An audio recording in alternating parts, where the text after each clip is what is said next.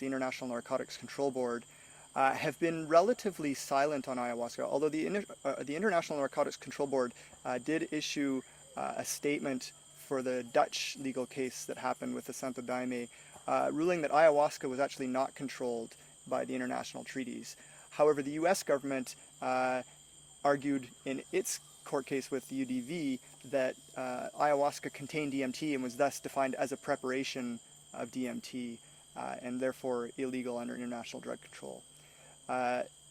So how international drug control systems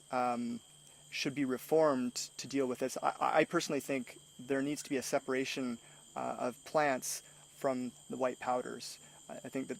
not necessarily that all of those things should be prohibited, but that's, I think, a distinction in policy that needs to be reflected, or that can reflect the potential degree of harm that's going to result from consumption of these kinds of things. We know that plant-based forms of substances are generally less harmful than the white synthetic powders or the white powder extractions that come from them. I mean, we see that with alcohol, where fermented beverages such as beer and wine had a long history of responsible use, and it wasn't until the technology of distillation, where you could extract the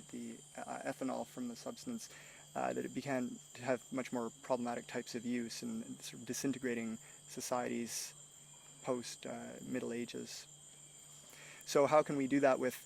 I mean, this question for ayahuasca and DMT, I know some people who swear by the DMT experience, but I found a lot of people who've tried both DMT and ayahuasca and say they much prefer ayahuasca, that it's something that they can work with, and that there's a kind of sentience behind the experience that they don't find with DMT.